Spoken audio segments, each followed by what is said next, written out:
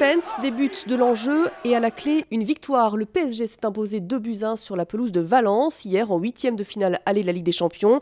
Une bonne opération avant le match retour. Les Parisiens peuvent donc rentrer chez eux quasi satisfaits. Quasi, car Paris a malgré tout un peu gâché sa fin de match. Gaël Biche, Loïc Braillet. À Valence, la soirée du PSG aurait pu être parfaite, sauf qu'elle a duré 2 minutes de trop. Un but encaissé à la 90e et un carton rouge à l'encontre de Zlatan Ibrahimovic ont balayé un scénario jusque-là idéal. Une fausse note qui gâche un peu la partition. Quand on regarde la physionomie du match, on aurait pu mener 3-0 au score. Au final, on se retrouve avec une victoire à 2-1 et un carton rouge. Mais bon, il faut quand même rester lucide et savourer cette victoire. Un succès acquis avec la manière devant un David Beckham visiblement conquis. Hier soir, c'est tout un collectif qui a montré l'étendue de son talent à l'image du Brésilien Lucas. 2 buts signés Lavezzi et Pastore ont récompensé l'un des matchs les plus aboutis du PSG cette saison. Si on nous aurait dit qu'avant le match qu'on aurait pu gagner à Mestalla, on aurait signé tout de suite, ça a été chose faite et on est très content par rapport à ça. On va essayer justement à domicile d'être costaud comme on l'a été là et puis essayer justement de ne pas perdre, c'est le principal.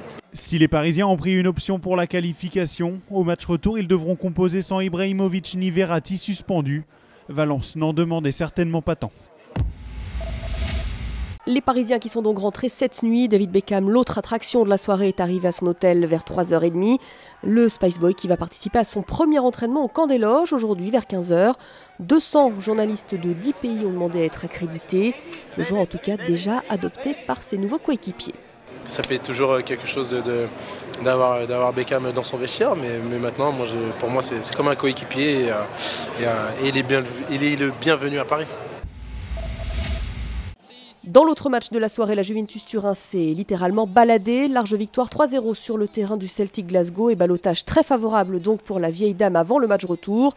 Et puis ce soir, place au choc entre le Real Madrid et Manchester United. C'est à 20h45, tout comme l'autre affiche entre le Shakhtar Donetsk et le Borussia Dortmund. Une surprise dans le monde olympique, la lutte gréco-romaine, symbole même des Jeux antiques, va disparaître du programme. Le CIO l'a annoncé hier. Une décision évidemment accueillie avec beaucoup de tristesse.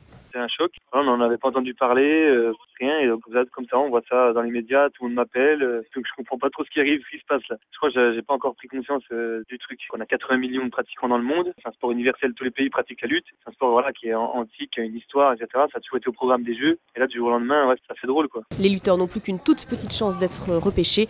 La lutte peut en effet poser sa candidature parmi les 8 sports candidats pour une seule place au mois de septembre.